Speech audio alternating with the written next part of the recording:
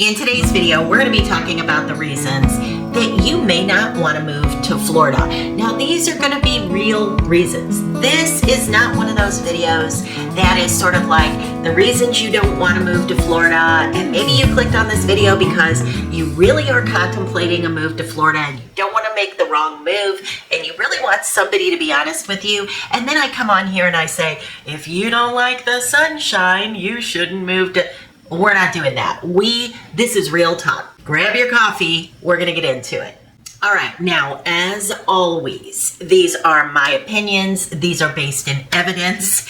I've been a real estate broker here in Florida for many, many years. I've been a real estate broker for 25 years, maybe even a little bit more than that now. So hopefully I'm coming to you from a place of knowledge and experience, and I can help you honestly navigate this and be a resource for you. So anytime I do these videos where I am telling people things that are maybe a little bit negative, if you're a person that's really excited about moving to Florida, this could come off as negative. But in my opinion, I want to put out information that's real and accurate, and then you interpret it in your world. If I tell somebody you're 2 hours from the beach and they don't mind being 2 hours from the beach because the houses are less expensive, they like to golf anyway, they never go to the beach. So it's all sort of, I put this out there not to come across negative, but so that you can live in your own world, in your own mind, to say, does that work for me or does it not? All right, so all of that said, number one is the cost. The housing costs have gone through the ceiling. Everybody knows that.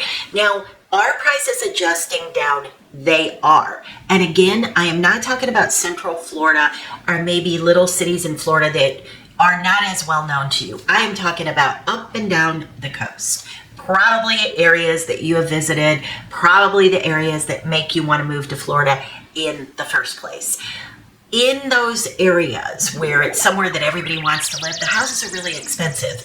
Can you get a condo for $300-ish, 2-bedroom, 2-bath, with condo fees in the ballpark? And I'm giving you a realistic ballpark of somewhere between $400 and $600 per month, because it definitely is that much. We have a lot of rules in Florida. Insurance is high. So the condo fees are that much. Sometimes people will tell me, well, I want a condo fee for $250. Well, guess what? It's not happening. In Florida, you have to cover hurricanes, roofs, all the things. So I am speaking more to a single family home, because if you're coming here full time, that's probably what you're going to want to live in. Opening price point on these coastal areas is about $486,000 to open for a single family home. 3-bedroom, 2-bath, probably no pool, probably dated into the early 90s. It is expensive. So if you are coming to Florida, you have to be aware of that. And as we all know, the interest rates are high. Now, as I said, are the prices coming down? Yes. Are they coming down substantially? Area to area, yes, but not as a whole. So it really is more specific to where you're wanting to live. Reason number two, very, very, very important. Do not discount this in your mind at all. Lack of insurance availability. So I mention this in videos all the time. We don't have the big carriers. They left. We do not have the big carriers here. So you're going to be insured with kind of like Acme Insurance, something you've never heard of before, and you have to read the policy. You have to ask the questions. Make sure that you have a good insurance agent. Your real estate agent cannot answer those questions accurately for you. If they tell you this is the insurance agent I trust, fine, get 2 other opinions. Because I have seen things like no roof coverage that a person didn't realize they had signed up for. I have seen things like no flooding coverage, which a person didn't realize. They assumed that flooding that was natural, flooding that's coming up from the ground, was the same as flooding that comes from the Gulf of Mexico or a river or any other body of water. All of these things, these subtle nuances make a difference. Insurance is extremely difficult to get right now. Many companies aren't even writing policy right now. Citizens insurance, which is kind of like the last chance insurance here in Florida, it's the state insurance. they're having money problems. There's even some rumors that they could go bankrupt, which would be, my gosh. So these are things that are very important. Personally, I would suggest to you when you're looking for a house that you do not sign on that dotted line, or you make sure you have your due diligence in place, because you need to get insurance quotes and make sure that you can, one, insure the house, and two, afford it. All right, number 3, medical care. Can I say it? Can I just say it? This is my opinion only. So I know there's somebody out there that's going to say that a doctor saved their mother's brother's cousin. They heard. The medical care is bad. Listen, I'm just being honest with you. When you are moving to Florida, make sure that you're checking out the doctors you're going to need. So do you need a cardiologist? Do you need a gastroenterologist? How do you say that? Is that how you say it? Do you need any of these specialty doctors? If you're of childbirthing years, maybe you need a good OBGYN. Check all of that out. It's very hard to find a good doctor. And by a good doctor, I mean somebody who has decent ratings, like maybe above 3 stars. Always start there. I go online and I look and I read the comments, and some of the comments you can say, okay, you can read through that and see that it's just a person that complains about everything. But when somebody has 1,000 comments and they can't get above a 2-star, they might really just be a 2-star doctor. So always do your research on the doctors. Make sure that the doctor is not a concierge doctor if that's not what you're interested in. So that is a situation where you pay the doctor X. So let's just say I can think of a doctor in Naples, Florida that charges $30,000 on the front end cash. That's kind of like the concierge. It's like an access fee. So if you are in the concierge program, that means your doctor will take your calls. They take fewer patients, so the theory is they can give you better care.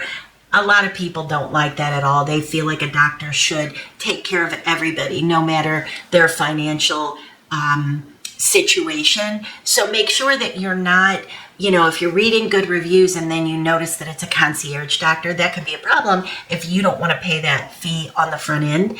The other thing you want to make sure is that your doctor is taking new patients. Now, we're transparent on this channel. I see a cardiologist.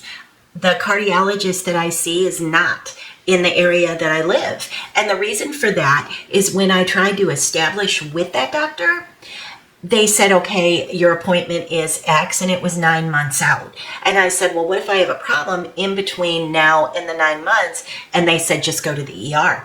That's how tight they are. So there are not a lot of doctors to choose from. Another thing that you may not hear from anybody else, but I'm going to tell you here, is if you choose X doctor, you choose whatever, Dr. Finagle, with NCH, Naples Hospital, and he's a cardiologist, and you don't like him, you don't care for him, and you go see him once and you decide you want to go try Dr. Main Street down the road.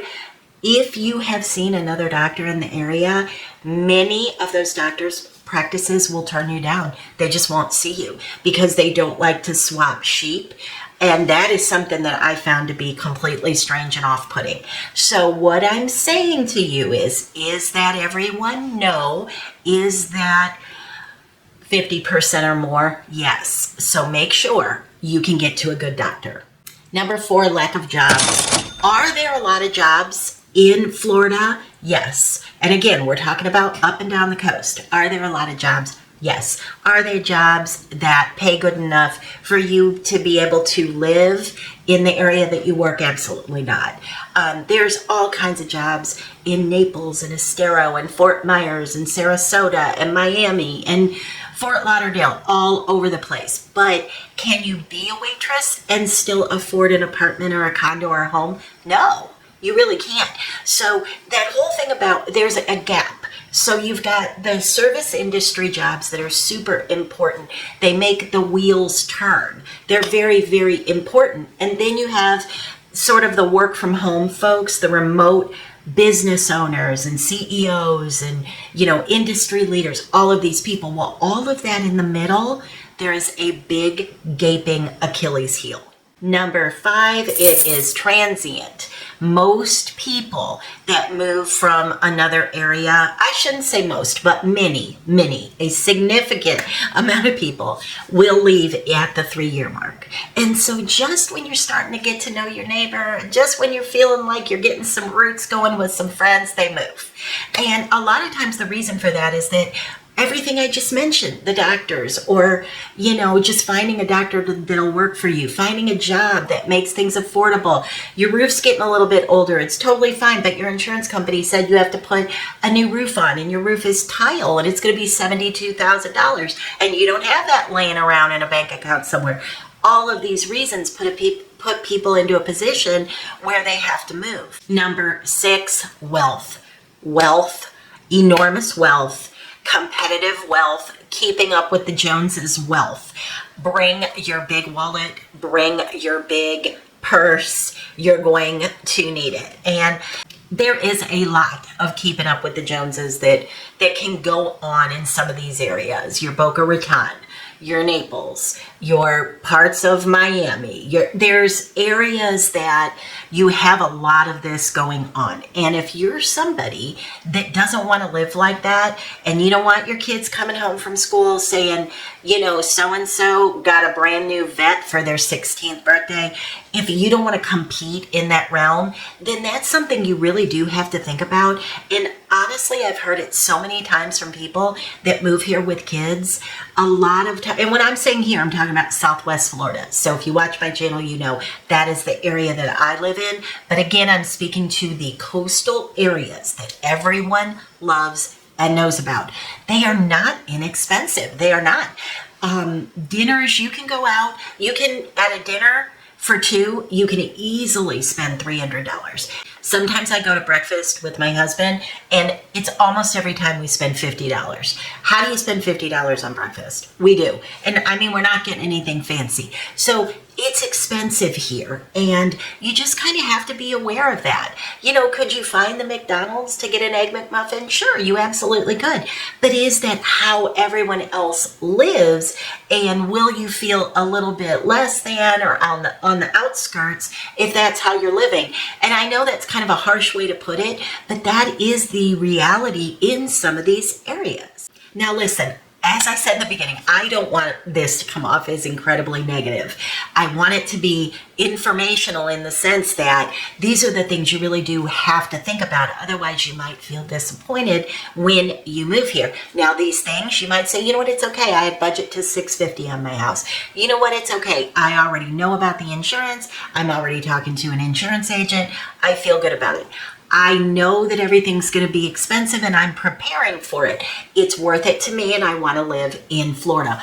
Or you might have connected with a good real estate agent, and that real estate agent said, look, for what you're looking for, Naples may not be the place for you, Sarasota may not be the place for you, but Northport may be, which is a half hour outside of Sarasota.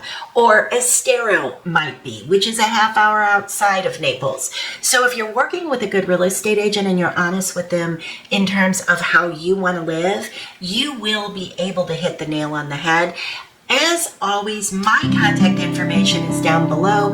I have a networking group, so even if you're looking at an area that is not an area that I personally cover, we can always refer you for free, of course, to someone who is really good and who will help you find the right location.